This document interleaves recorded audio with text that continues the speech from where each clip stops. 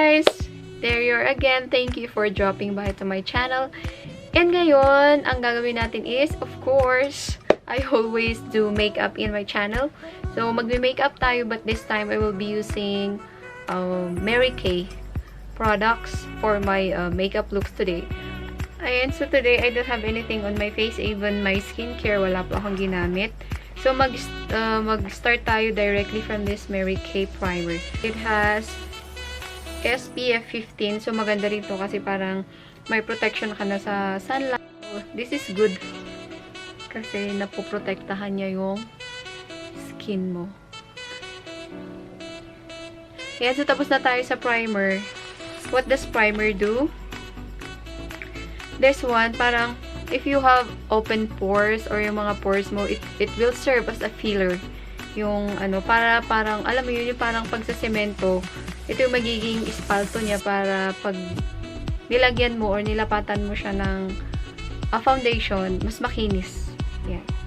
Ayan. So, for the foundation, I'll be using this sampler. Ayan. Nung nag-purchase ako, may free samples. Kaya ito na lang gamitin natin para hindi naman sayang. But I will be showing you on the screen yung talagang packaging ng mga ganitong foundation.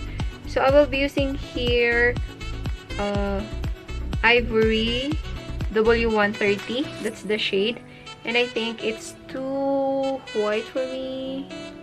Ayan. Pero, wala na eh. Wala akong ibang gagamitin. Let's just see kung ano yung niya. Performance niya.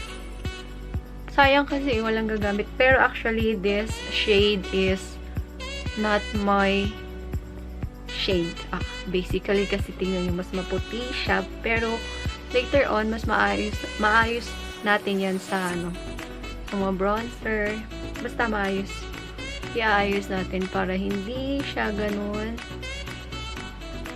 kahalata na puting-puti sa mukha. Ayan. So, ayan na po yung foundation natin. If you take a look, yung foundation, it is medium to full coverage. Depende. Kung gusto niyo full coverage, pwede niyo siyang i-tap ulit. Pwede niyo siyang dagdagan for another layer. But for me, I think I have 1.5 layer. Oh yeah. Kaya hindi siya ganun ka full coverage. Pero kung gusto niyo, pwede naman buildable yung foundation. Now, I don't have concealer because I don't usually use concealer. Kasi nagkikrease dito ko. Yun yung hindi ko paalam kung ano yung mga technique dun para hindi mag-crease yung under eye. So, we'll go straight to the powder. Yan. So, mag-powder na tayo. Using this. Ito. M.L.A. translucent powder. Translucent lang yung gagamitin natin. So, I will be using the same sponge. Pala kanina, I use the same. I use we call this dump sponge. You can also check out may sponge din po ang M.L.A. But this is not from M.L.A. It's another brand from Sassy Lady. Yeah. So if you are oily, if you have oily skin, yung mga napapanood ko sa ibang YouTuber, this is their technique para hindi daw mag-oil up agad yung face nila. They call this baking. Hindi ko alam kung bakit tinawag na baking, but they call this baking. So, you just let it sit for a few minutes on your face. So, while doing that, let's proceed on my eyebrows.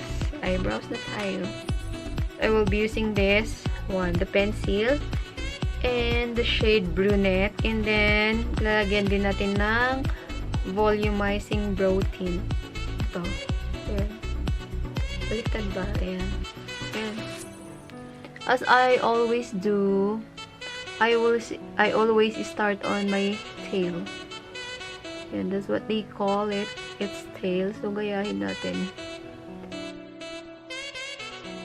Your side. Same technique. We'll do the outline. And then later on, we'll just fill in the gaps. Maglagay na tayo ng tint.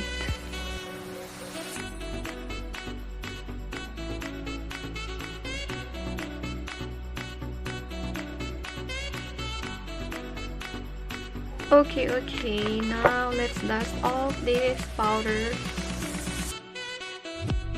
Our eyeshadow. Ayan.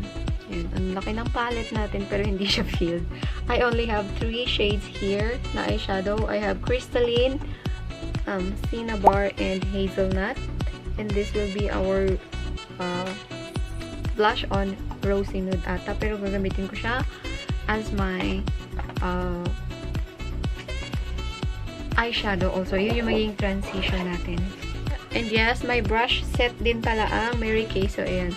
Just check out if you want to buy one. And ito rin yung gagamitin natin to apply our eyeshadow. I'm taking this all over eyeshadow. Basta all over eyeshadow.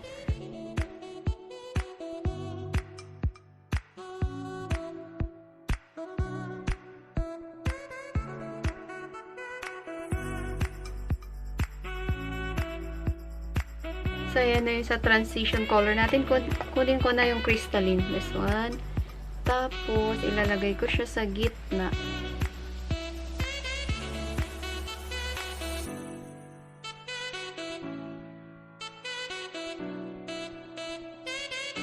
Tapos, using the eye crease brush, I will take this one. The darker shade. Tapos, ilagay ko lang dito sa my outer corner. Yung dark. Dito lang. Para may depth. Yung outer corner natin. Yan. So, for eyeliner, ito. Deep brown. Pero may black din to. So, it's up to you. But, for me, I usually use brown shade of eyeliner. So,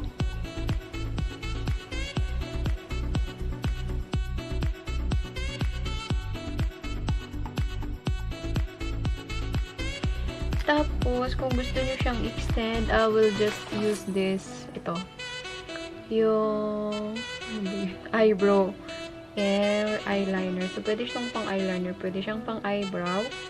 I-ano ko lang, i-drag ko lang yun para parang medyo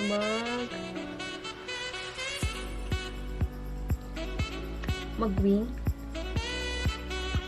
ng konti. Ayan na yung sa eyeliner. Now, I'm going to take yung hot fudge using yung, ano to, eye smudger. I-aano ko dito sa my outer corner.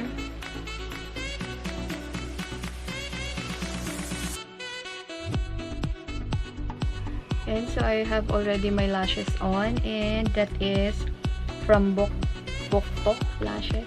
Ayan, ito, ganito siya. Ayan, so for our contour, ayan, gagamitin ko tong hazelnut. And so, eyeshadow ito, but you can also use as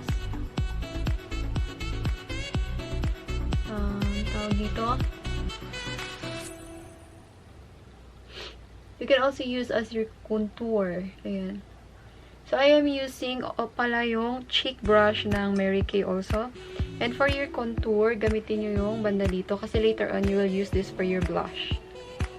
Ayan.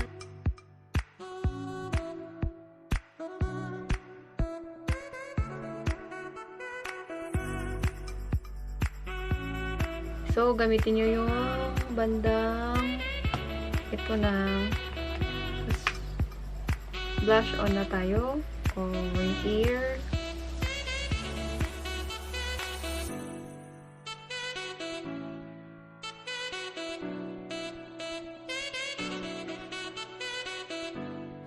Mag-highlighter pala tayo using pa rin yung crystalline.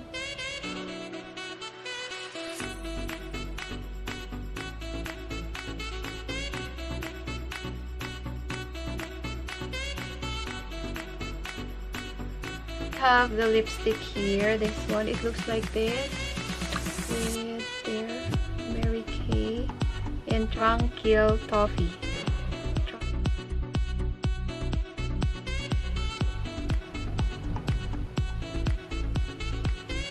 Masyado siyang bright.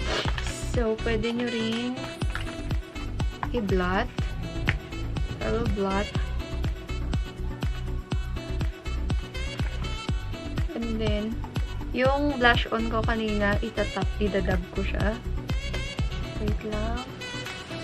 Para mag-tone down lang yung color niya. Then, dab.